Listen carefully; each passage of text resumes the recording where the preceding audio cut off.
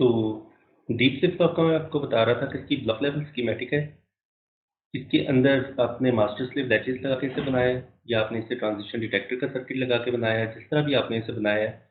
Now it is a deep flip flop, ये बन चुका है। और इसकी डी इनपुट है, क्यू आउटपुट है, और एक ये एरो नज़र आ रहा है। ये एरो जहाँ भी आप देखें इनसाइड द बॉक्स तो समझ जाएं कि ये क्लॉक सिग्नल है।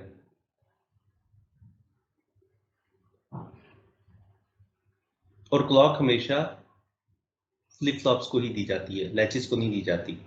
लैचेस को अगर आप क्लॉक दे भी देंगे तो वो बिहेव तो वैसे ही कर रहा है, वो तो लेवल सेंसिटिव है। तो क्लॉक को एनेबल सिग्नल के तौर पे ले रहा होगा कि एनेबल हाई है, जब तक हाई है तो इनपुट आउटपुट पे पेयर हो रही होंगी। जब एनेबल लो हो जाएगी, इनएक्टिव हो जाएगी, तो फिर नहीं होंगी, एंड सो ऑन। लैच को क्लॉक सिग्नल प्रोवाइड करने से वो फ्लिप फ्लॉप नहीं बनता। It is a common misconception. ये बात याद रखनी है कि लैच को क्लॉक देने से वो फ्लिप फ्लॉप नहीं बनेगा। आपको ट्रांजिशन डिटेक्टर सर्किटरी या मास्टर स्लेव और कॉम्बिनेशन से उसको फ्लिप फ्लॉप बनाना पड़ेगा, उसको एज सेंसिटिव बनाना पड़ेगा। फिर आप जो भी सिग्नल देंगे वो क्लॉक ही ट्रीट होगा, क्योंकि वो एज पे काम करेगा।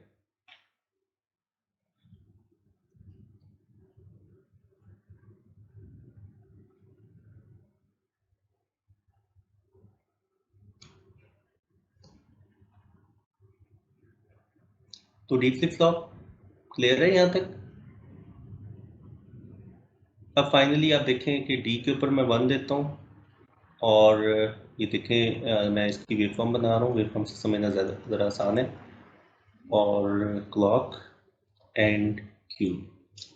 अब डी यहाँ पर मैंने 0 दिया, फिर 1 कर दिया, फिर 0 कर दिया, फिर 1 कर दिया। अब देखें क्लॉक सिग्नल आएगा, क्लॉक हाई हुई, यहाँ पर लो हुई,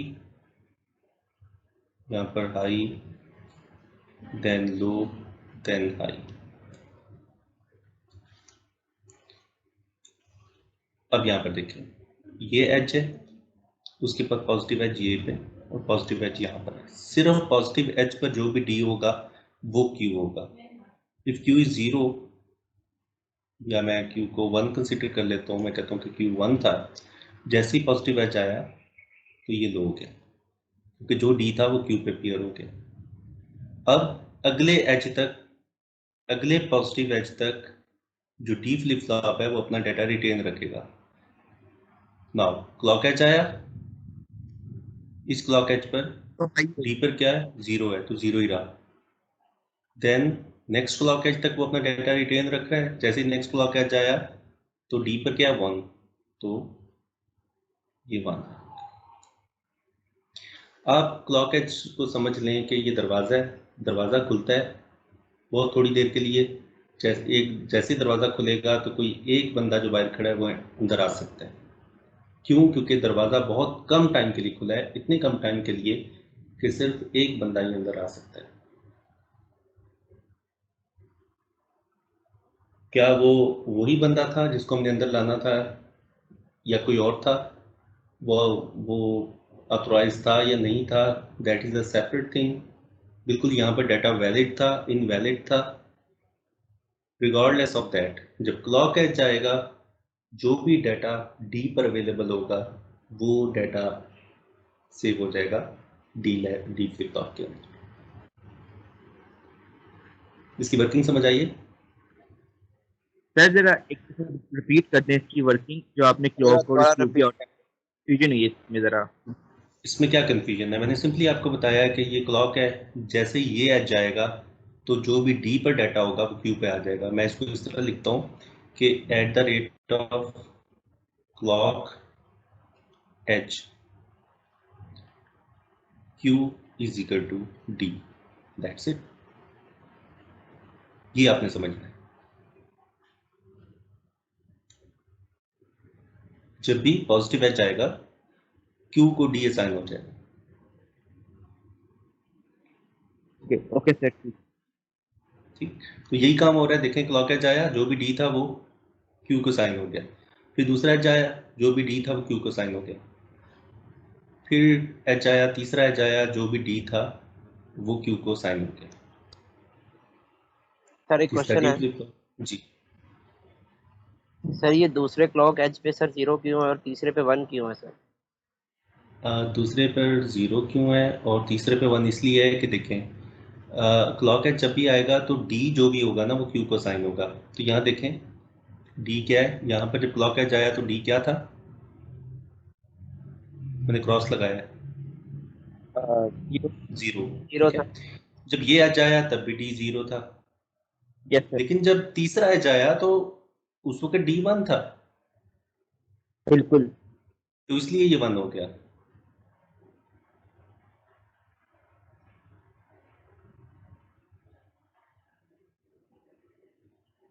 तो जब सर भी अब समझ क्लॉक लगा। का पॉजिटिव एज आएगा, बस आप इतना समझ लें, जब भी क्लॉक का पॉजिटिव एज आएगा तो जो जो डी भी डी होगा वो क्यू को साइन हो जाएगा, क्यू पे क्यू को, अपीयर हो जाएगा। ठीक है, मैंने आपको लैंग्वेज की पर्सपेक्टिव से बताया कि डी क्यू को साइन हो जाएगा, एक्चुअली डी प्रोपोगेट होगा थ्रू फ्लिप फ्लॉप। अगर मैं यहाँ पर बबल लगा दूं, सर तो इन्वर्टर है। हाँ ये इन्वर्टर है, अब इसका मतलब है कि it is a now negative edge trigger. अब जब भी नेगेटिव एज आएगा, जब भी नेगेटिव एज आएगा आएगा तो एक्चुअली पॉजिटिव एज ही, लेकिन वो इन्वर्टर उसको नेगेटिव कर देगा। और जब नेगेटिव एज आएगा तो इन्वर्टर उसको पॉजिटिव बना देगा। तो एक्चुअल क्लॉक का तो ये नेगेटिव एज आएगा ना, तो इन्वर्टर उसको पॉजिटिव बना देगा। तो जब नेगेटिव एज आएगा तो क्यू को डी साइन होगा। मसलन कि सर अगर हम इन्वर्टर लगा देंगे क्लॉक के आगे, तो फिर जो क्यू की वैल्यू मतलब फिर डी की वैल्यू होगी वो क्यू पे पीर हो सकेगी जब हाँ नेगेटिव एज आएगा। होगी, हाँ जब नेगेटिव एज आएगा, बिल्कुल। बस फर्क इतना है कि पॉजिटिव एज की बजाय नेगेटिव एज ट्रिगर्ड हो गया। तो आप पॉजिटिव और नेगेटिव एज ट्रिगर्ड अपनी मर्जी से बना सकते हैं जरूरत पड़ने पर। यानी कि कहीं आपको नेगेटिव बनाना है, कहीं पर आपको पॉजिटिव बनाना है, वो डिपेंड करता है कि एप्लीकेशन क्या है। एप्लीकेशन टू एप्लीकेशन वेरी करती है चीज़। रजिस्टर्स क्या होती हैं? तो ग्रोसरी स्टोर्स के ऊपर लिस्ट होती है। स्टोरेज प्लेस होती है रैम में। वो रजिस्टर बिल्कुल बिल्कुल वही वहीं से लिया गया, जो आपका ये जो आपका जो रजिस्टर होता है आपके पास, जिस पे आप नोट करते हैं, कुछ लेक्चर नोट करते हैं, बिल्कुल वहीं से लिया गया है रजिस्टर। टेक्निकली क्या होता है, ये कंप्यूटर हमारा जो सीपीयू है उसके अंदर स्टोरेज एलिमेंट्स होते हैं मेमोरी से हटके। यानी कि बाहर रैम लगी हुई है, माइक्रो प्रोसेसर के अंदर कैश मेमोरी लगी हुई है, उससे हटके स्टोरेज एलिमेंट्स होते हैं। अगर 16 बिट का प्रोसेसर है तो 16 बिट की रजिस्टर्स लगी होंगी। हर रजिस्टर का एक यूनिक नेम होगा, R0, R1, R2, R3, या इंटेल की अगर बात करूं तो AX हो सकता है, BX, CX, DX। ये जनरल पर्पस रजिस्टर्स होती हैं, इनका साइज है 16 बिट। 4 हो सकती हैं, 8 हो सकती हैं, डिपेंड करता है, आर्किटेक्चर टू आर्किटेक्चर वेरी करती है। इनका काम क्या है वो समझ लो। मैं अगर सी में स्टेटमेंट लिखता हूँ ना, C is equal to A minus B, तो ये 3 ऑपरेंड्स हैं। ये डेस्टिनेशन ऑपरेंड है,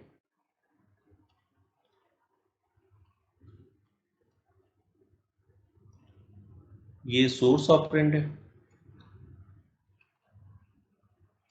और B जो है वो टारगेट है।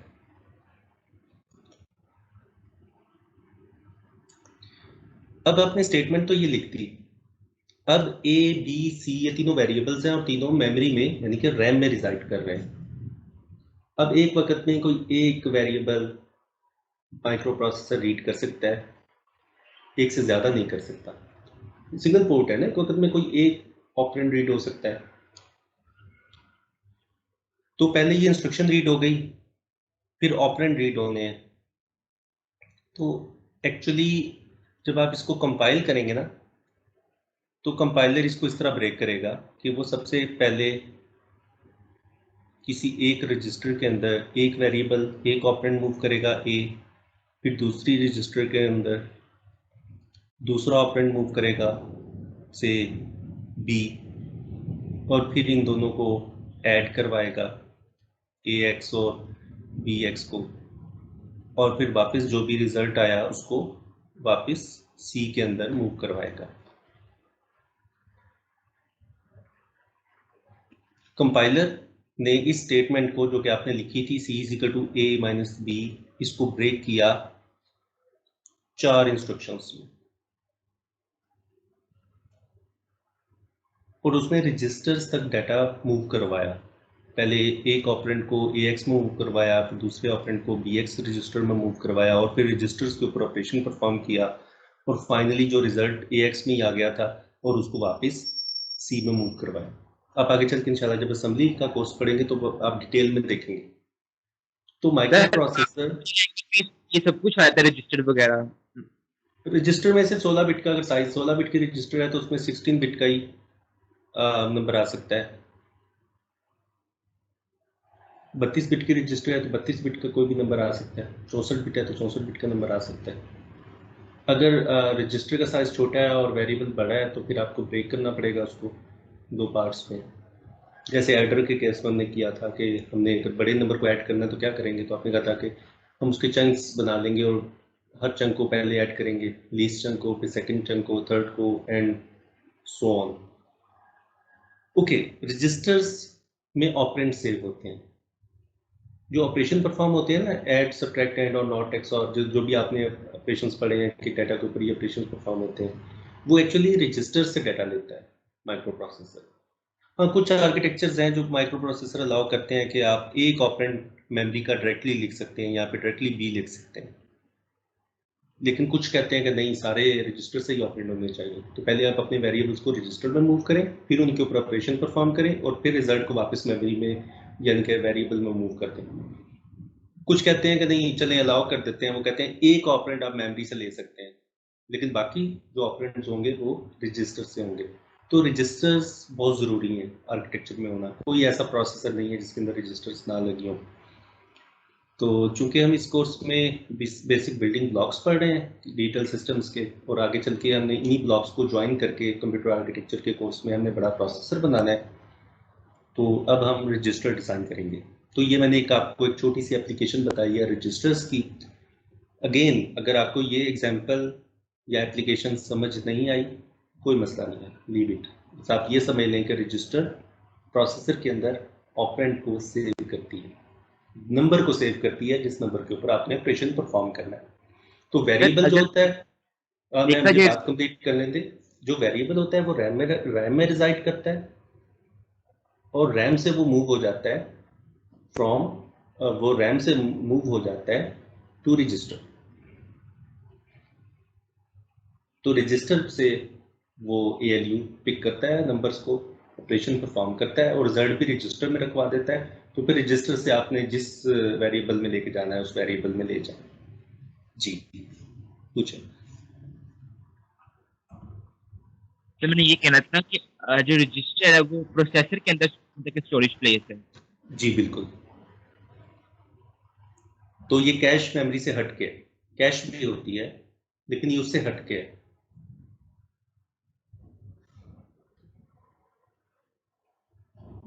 सर ये भी है कि अगर कोई ऑपरेशन परफॉर्म कराना है, सबसे पहले वो रजिस्टर में सेव होगा और हाँ कैलकुलेशन, फिर वो वापस हाँ मेमोरी में सेव होगा।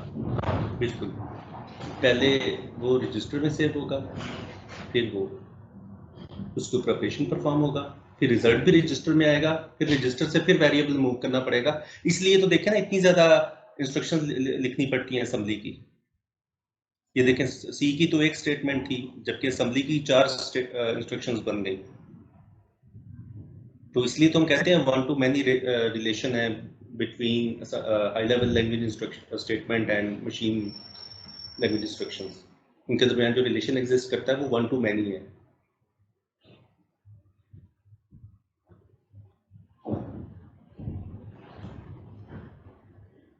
अगर ये 4 बिट की रजिस्टर है तो इसका मतलब है कि इनपुट भी 4 बिट की होगी और आउटपुट भी 4 बिट की होगी।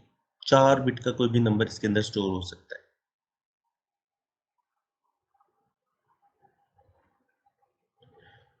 कि ये डी फ्लिप फ्लॉप को यूज करके बनेगी, और फ्लिप फ्लॉप को क्लॉक सिग्नल दिया जाता है, तो इसके अंदर एक सिग्नल क्लॉक भी है।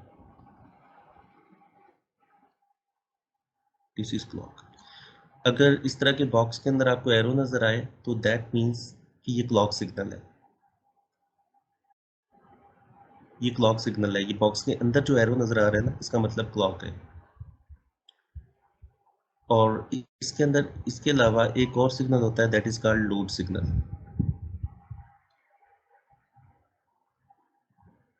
तो लोड भी इनपुट सिग्नल है। एरो इसका बाहर है, ब्लॉक के अंदर नहीं है। ओके, तो this is a resistor. Sir ये लूप पे लूट है। लोड है ये।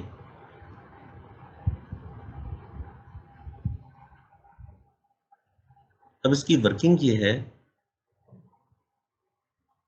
कि जब भी पॉजिटिव एज आएगा क्लॉक का, मतलब कि मैं इसका अगर सूडो कोड लिखूं तो एट क्लॉक एज, यानी कि जब भी क्लॉक एज आएगा पॉजिटिव और नेगेटिव, आपने पॉजिटिव के लिए बना रहे हैं, तो जैसे ही पॉजिटिव एज आएगा तो चेक होगा कि if load signal is equal to 1, अगर लोड सिग्नल 1 है तो आउटपुट को जो भी इनपुट वैल्यू है वो साइन हो जाए, अदरवाइज पुरानी वैल्यू रिटेन हो।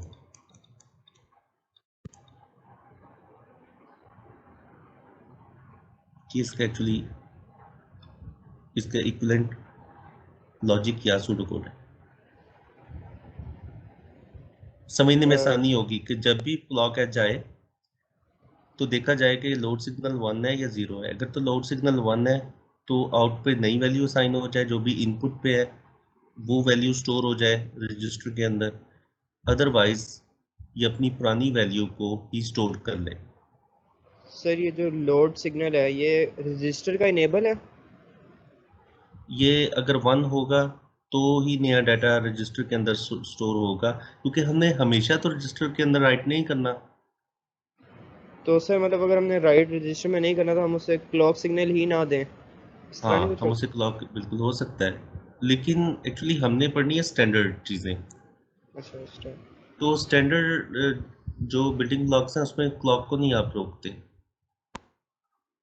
हम क्लॉक को रोकने, क्योंकि क्लॉक को रोकना इट्स नॉट दैट सिंपल। तो मतलब क्लॉक क्लॉक इसलिए अपनी रनिंग है। हाँ, क्लॉक क्लॉक अपनी अपनी स्पीड से स्पीड पे चलती चल जा रही रही है। है। बिल्कुल, सही। आप उसको रोक नहीं रहे। जब आप बेसिक कॉन्सेप्ट्स गेट कर लेंगे उसके बाद फिर आप इस तरह के जो ट्रिक्स हैं और टैक्टिक्स हैं, इससे आप अपने डिज़ाइन को बेहतर करते हैं। तो ये ठीक है, बहुत ज़बरदस्त आपने बात की है। ऐसा होता है, क्लॉक को रोक सकते हैं आप, लेकिन अब बेसिक बिल्डिंग ब्लॉक्स जो हम बना रहे हैं इसमें हमने क्लॉक को नहीं रोकना। Okay sir. तो ये समझ आया, ब्लॉक डायग्राम समझ आई है। इसमें कितने पोर्ट्स हैं? इनपुट पोर्ट है, आउटपुट पोर्ट है, क्लॉक है और लोड है। क्लॉक सिंगल बिट है, लोड भी सिंगल बिट है।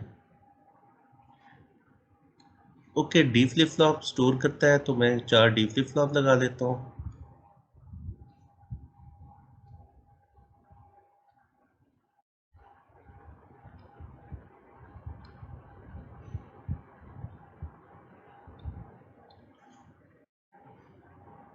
दिस इज, अब 4 बिट्स को स्टोर करना है।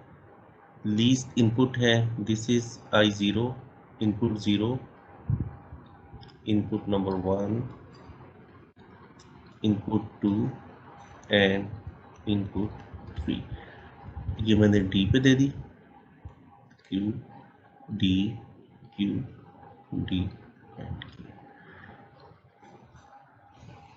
क्लॉक सबकी कॉमन है।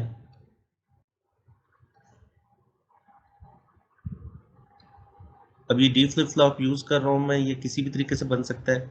लैच से पहले इनेबल लाइन के ऊपर ट्रांजिशन डिटेक्टर लगा दें या मास्टर स्लेव कॉम्बिनेशन से बना लें, किसी भी तरीके से डी फ्लिप फ्लॉप बन गया। अब डी फ्लिप फ्लॉप बन चुका है।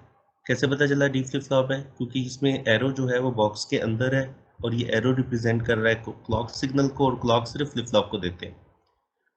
तो इसका मतलब ये डी फ्लिप फ्लॉप है। कैसे डी का कैसे पता चला? क्योंकि इसकी एक इनपुट डी है।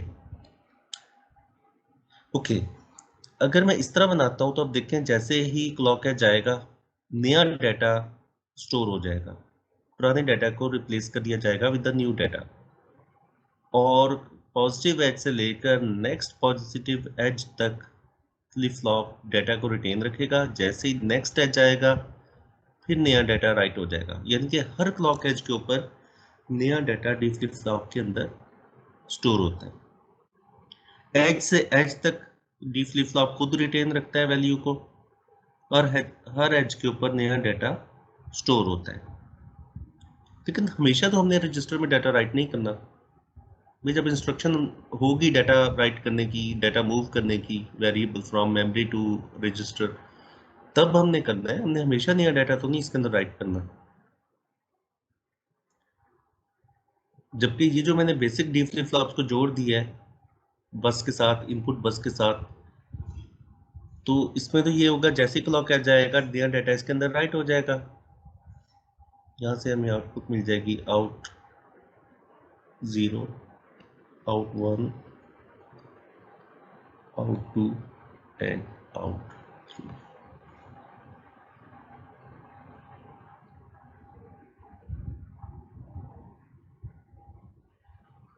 प्रॉब्लम समझ आया है इसमें? जो मैंने डी फ्लिप फ्लॉप 4 लगा दिए हैं, चारों को इनपुट बस के साथ अटैच कर दिया है, और आउटपुट बस। अब इसमें यह है कि जैसे क्लॉक जाएगा नया डाटा इसके अंदर स्टोर हो जाएगा। जबकि हमने हमेशा नहीं करना, जब ज़रूरत होगी तब नया डाटा स्टोर हो, अदरवाइज पुराना डाटा ही इसके अंदर स्टोर हो। अब इस एज के ऊपर हमने नया डाटा नहीं है हमारे पास, हमने नया डाटा स्टोर नहीं करना, बल्कि जो पुराना डाटा है उसी को रिटेन करना है। तो क्या करें? सर वो जो लोड सिग्नल था, लोड सिग्नल को यूज करें। लोड सिग्नल को यूज करते हुए पुराने डाटा कैसे उसके अंदर स्टोर करवा सकता हूँ?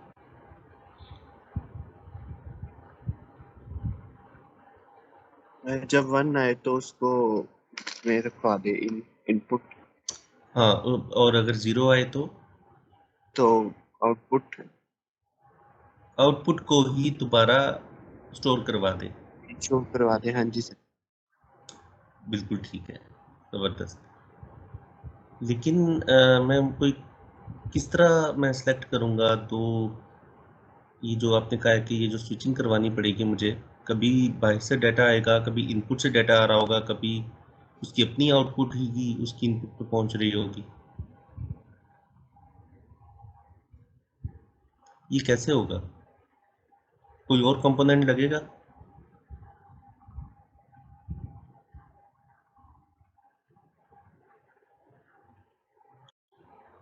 बताया आपने, ठीक है, कि अगर तो लोड सिग्नल 1 है तो आउटपुट पे इनपुट डाटा आ जाए, बिल्कुल ठीक है। अदरवाइज अगर लोड सिग्नल 0 है तो उसकी अपनी आउटपुट उसमें स्टोर हो रही हो, क्योंकि क्लॉक एज पर स्टोर तो होना है। कभी हम नया डाटा स्टोर करवा सकते हैं फ्रॉम द इनपुट बस, और कभी उसकी अपनी आउटपुट को ही उसकी इनपुट पे पहुंचाकर उसकी अपनी आउटपुट ही दोबारा स्टोर करवा लेते हैं।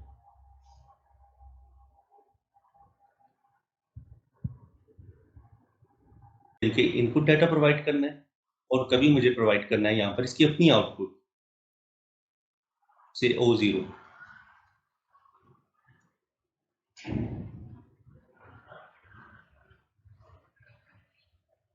कभी मुझे I0 प्रोवाइड करना है, कभी O0 प्रोवाइड करना है, डिपेंडिंग ऑन लोड सिग्नल। अगर तो मुझे नया डाटा स्टोर करना है तो मैं I0 प्रोवाइड करूंगा। अगर मुझे नया डाटा स्टोर नहीं करना, अपना डाटा ही उसके अंदर राइट करवाना है, तो मैं O0 को सिलेक्ट करूंगा। और सिलेक्ट करने के लिए हमारे पास कौन सा कंपोनेंट है जो मल्टीपल इनपुट में से किसी एक को सिलेक्ट करता है?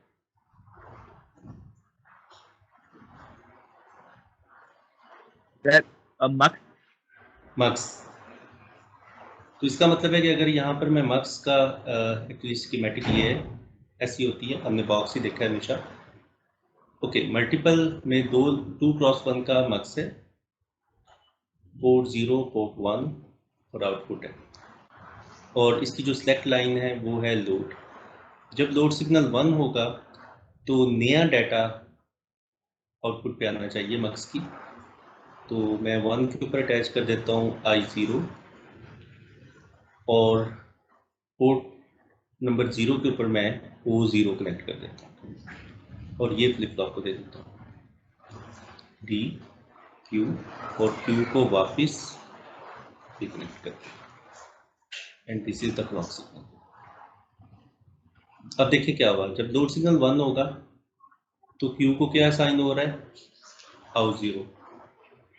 I0 और जब लोड सिग्नल 0 होगा तो Q को क्या साइन होगा Q अपनी ही वैल्यू साइन हो जाएगी। कैसे? यहाँ से इसकी अपनी वैल्यू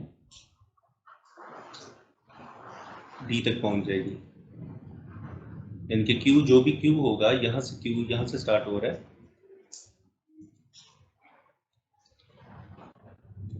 Q जो भी Q है वो यहाँ से होता हुआ मक्स से होता हुआ D तक पहुँच जाएगा। कब? जब लोड सिग्नल 0 होगा और जब लोड सिग्नल 1 होगा तो फिर यहाँ से नया डाटा Q पर पहुँचेगा।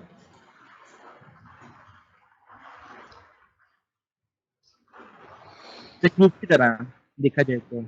हाँ लूप है, बिल्कुल लूप है। क्लॉक एज जब भी आएगा तो डी फ्लिप फ्लॉप ने नया डाटा जो भी डी पे है वो स्टोर करना ही करना है। तो हम क्या करते हैं, हम कहते हैं ओके, हम कभी नया डाटा प्रोवाइड करते हैं, कभी ओल्ड डाटा ही उसका अपना डाटा ही उसके अंदर राइट करवा देते हैं। उससे कोई फर्क नहीं पड़ेगा, उसका अपना डाटा ही उसके अंदर राइट हो रहा है तो आउटपुट तो चेंज नहीं हुआ। अगर डी फ्लिप फ्लॉप के अंदर 1 स्टोर्ड है और 1 ही बार बार राइट हो रहा है तो कोई आउटपुट पे तो कोई फर्क नहीं पड़ा। तो हम कहते हैं कि डाटा रिटेन हो गया। तो रजिस्टर बिल्कुल ऐसे ही डाटा रिटेन करती है। जब लोड सिग्नल 1 होगा फिर वो नया डाटा डी तक पहुंच जाएगा और क्लॉक एज पे राइट हो जाएगा, और जब लोड का सिग्नल 0 होगा तो उसका अपना डाटा ही जो उसकी अपनी करंट उसका डाटा है, जो उसकी करंट आउटपुट है वही इनपुट तक पहुंच जाएगी और क्लॉक एज जाने पर दोबारा से स्टोर हो जाएगी। तो हमने यही काम करना है। ओके ओके, यहाँ पर मैंने मक्स लगा दिया। क्या साइज होगा मक्स का?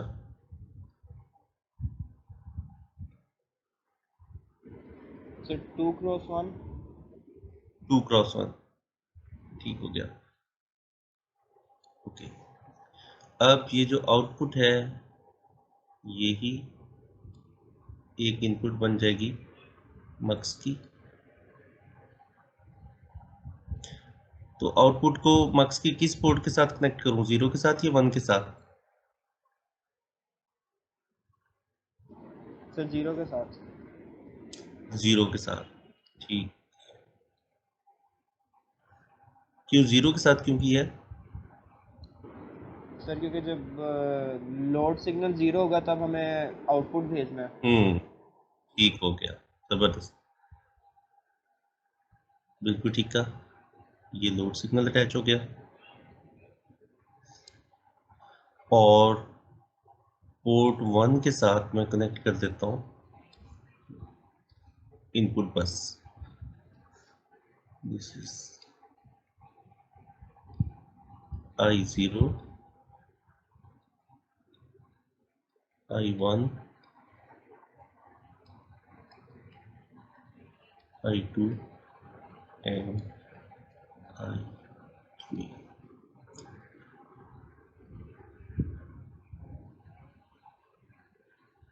और यहाँ से आउटपुट तो मिल ही रही है।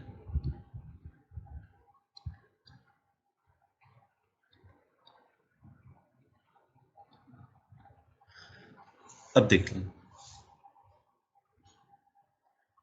जब लोड सिग्नल 0 है, जब लोड सिग्नल 0 है तो डी फ्लिप फ्लॉप्स की अपनी आउटपुट थ्रू मक्स उसकी इनपुट पर पहुंच जाती है, और जैसे ही क्लॉक सिग्नल हाई होता है इनपुट पर अवेलेबल डाटा स्टोर हो जाता है डी फ्लिप फ्लॉप में। और जब लोड सिग्नल 1 होता है तो मक्स की इनपुट लाइन 1 सेलेक्ट हो जाती है, जिससे इनपुट बस का डाटा डी तक पहुंच जाता है फ्लिप फ्लॉप्स की, और जैसे ही क्लॉक सिग्नल आता है तो वो नया डाटा जो इनपुट बस के थ्रू आया है वो स्टोर हो जाता है। तो डी फ्लिप फ्लॉप ने हर क्लॉक एज के ऊपर डाटा स्टोर करना है, तो कभी हम नया डाटा स्टोर करवा रहे हैं और कभी उसका अपना डाटा ही जो उसके आउटपुट पे अवेलेबल है वही डाटा हम स्टोर करवा रहे हैं। तो this is a 4-bit register.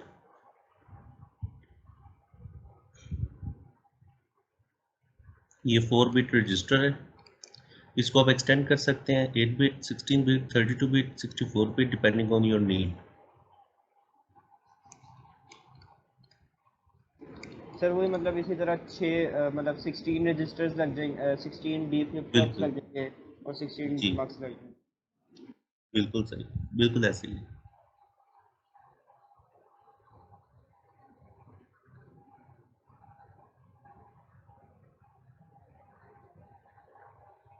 तो एक एप्लीकेशन हमने डी फ्लिप फ्लॉप की देख ली। D flip flop storage element है, एक बिट को स्टोर करता है क्लॉक एज के ऊपर।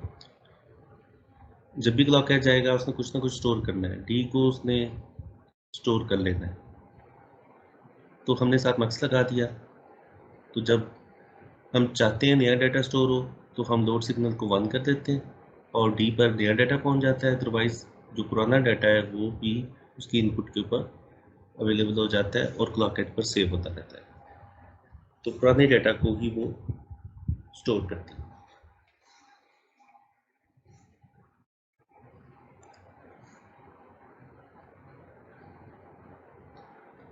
यहाँ तक कोई प्रॉब्लम?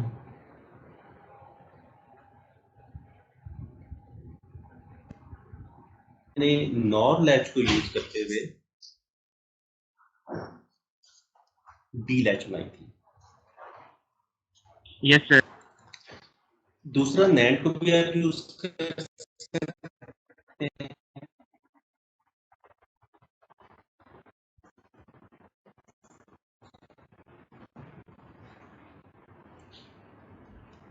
तो आज है उसमें दूसरी बात हमने नॉर लगाई थी, नॉर की जगह नैंड लगा रहे हैं, तो नैंड का लैच बन जाएगी, एक की आउटपुट दूसरे की इनपुट, दूसरे की जो आउटपुट है वो पहले की इनपुट है, और this is line A and B.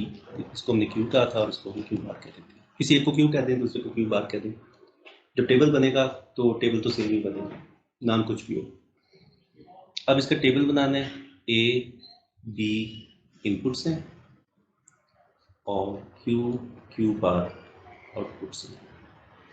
Input combination 0 0 0 1 1 0 and 1 1। अब आपने ये टेबल पॉपुलेट करके देते हैं, बताएं कि जब 0 0 होगा तो क्यू और क्यू बार पे क्या आएगा। एंड गेट की कोई एक इनपुट भी 0 हो जाती थी तो आउटपुट 0 आता था। नैंड गेट में कोई एक इनपुट भी 0 हो गई तो आउटपुट 1 आएगा। एंड के आगे इन्वर्टर लगा हुआ है ना? सर देखो क्यू पे 0 आएगा और क्यू बार पे 1 आएगा। चलो मैं यहाँ पे 0 देता हूँ, यहाँ पे भी 0 देता हूँ।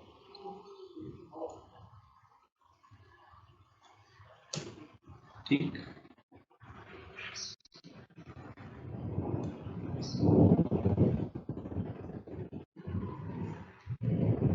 जीरो जीरो दिया तो एंड नैंड गेट की एक इनपुट 0 हो गई तो आउटपुट 1 हो गया, क्योंकि भी 1 हो गया।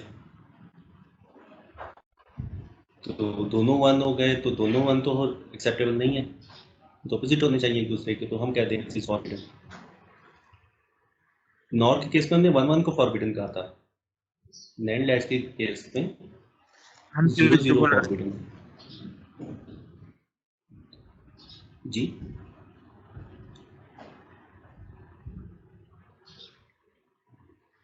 ओके, अब हम देते हैं दूसरा कॉम्बिनेशन 0 1 0 1 कॉम्बिनेशन दिया, यहाँ पर 1 आ गया, यहाँ पर वो 1 यहाँ पर आया, 1 1 1 एंड 1 इज 0, तो हमें आउटपुट मिली 1 0।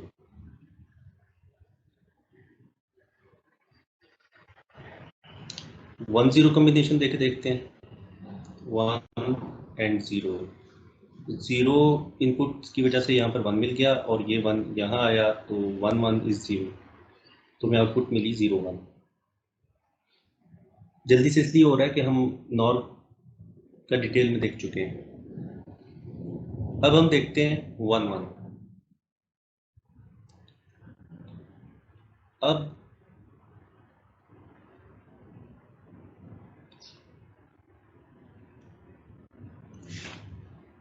अस्सलाम वालेकुम सर, वो काइंडली अटेंडेंस मार्क कर ले, मेरा फोन ऑफ होने लगा। ये अटेंडेंस लग जाएगी। ओके 1 1 के लिए चेक करते हैं 1 1।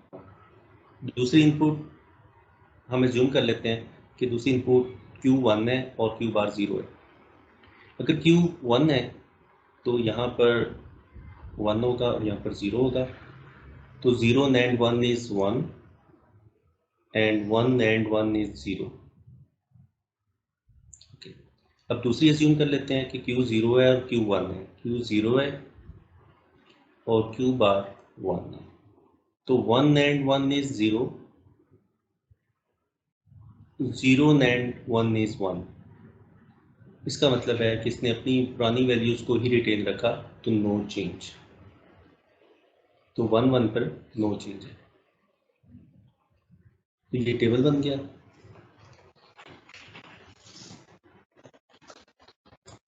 अगर आपको फर्स्ट टाइम इस टेबल को पॉपुलेट करना सीख रहे हैं तो आप लास्ट देख लीजिएगा, ये लेक्चर यूट्यूब पे भी अवेलेबल है, वहाँ से देख लीजिएगा, तो आपको समझ आ जाएगी कि किस तरह वैल्यूज हमने प्रोवाइड किए।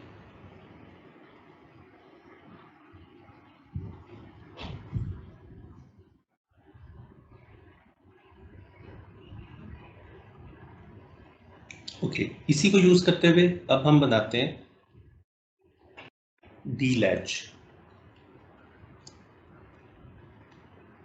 Using NAND latch.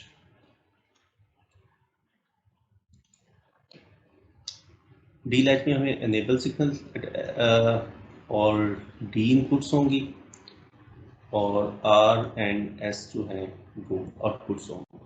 अब इसमें आर और एस क्या है, अब हम ए और बी को प्रॉपर नेम देते हैं। उस इनपुट को देखें जिसके हाई होने पर Q1 हुआ है, उसको मैं सेट कह दूंगा, तो Q1 हुआ है बी के हाई होने पर, तो this is set signal, set input. और वो इनपुट जिसके हाई होने पर Q0 हुआ है उसको मैं कह देता हूँ रीसेट, बिल्कुल वैसे ही जैसे हमने लास्ट लेक्चर में किया था। तो A is now R and B is S, proper name दे दिया है।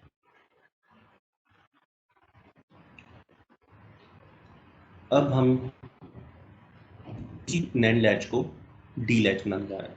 तो E और D इनपुट्स हैं, R और S आउटपुट्स हैं, जो सर्किट हम बनाने जा रहे हैं, जिसको हम अटैच करेंगे यहाँ पर ताकि ये डी लैच बन जाए।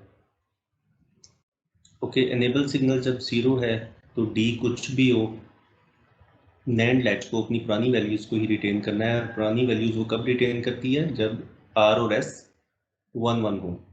तो इसका मतलब है मुझे यहाँ पर 1 1 लिखना होगा। E अगर 1 है तो जो D होगा वही स्टोर होना चाहिए, वही Q पे आना चाहिए। तो अगर D 0 है तो Q पर 0 आना चाहिए, और Q पे 0 तब आएगा जब R सिग्नल 1 होगा और S 0 होगा। और अगर D 1 है तो Q पर 1 आना चाहिए, और Q पर 1 तब आएगा जब R 0 होगा और S 1 होगा। अब R और S की एक्सप्रेशंस निकाल लेते हैं, क्योंकि ये आउटपुट्स हैं और ये इनपुट्स हैं।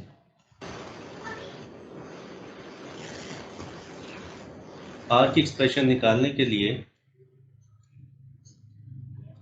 मैं की मैप बना लेता हूँ, क्योंकि सिंप्लीफाई हो रही है।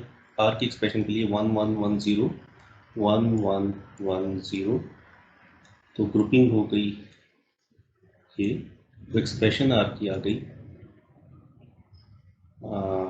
D बार प्लस E बार। इस पर मैंने डिमॉर्गन थ्योरम अप्लाई कर सकता हूँ अगर मैं इसको डबल बार ले लूँ और इनर बार को रिजॉल्व करूँ तो ये एक्सप्रेशन बन जाएगी डी ई आउटर बार। ये इसलिए कि मैं गेट से इंप्लीमेंट कर दूँ आर की एक्सप्रेशन को। अब एस की एक्सप्रेशन के लिए के मैप बना लेते हैं, ई बार ई डी बार डी 1101 1101, तो ग्रुपिंग हो गई, एक ग्रुप ये बन गया, एक ग्रुप ये बन गया, तो एक्सप्रेशन हमारे पास आई S is equal to E bar plus D. तो इसके साथ भी यही करते हैं, इसका डबल बार ले लेते हैं और इनर बार को रिजॉल्व करते हैं, तो ये हो जाएगा E into D bar whole bar. तो आर और एस के साथ ये सर्किटरी अटैच कर देते हैं, तो हम यहाँ पर ये सर्किटरी अटैच कर रहे हैं।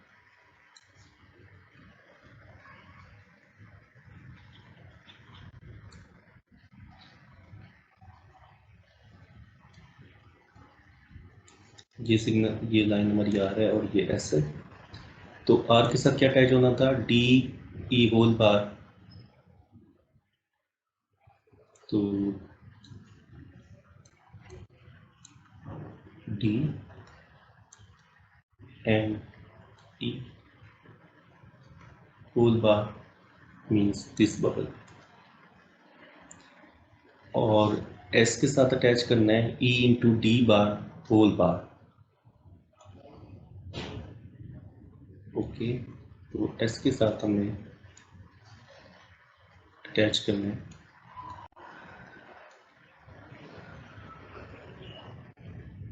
क्या था, E into D bar, E into D bar हो। ओके, ये अटैच किया और ये बन गया डी लैच।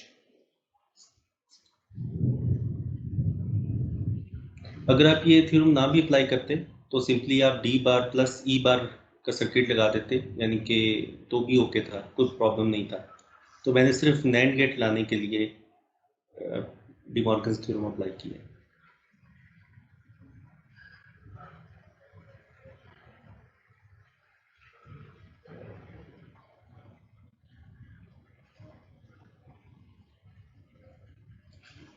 यहाँ तक कोई प्रॉब्लम?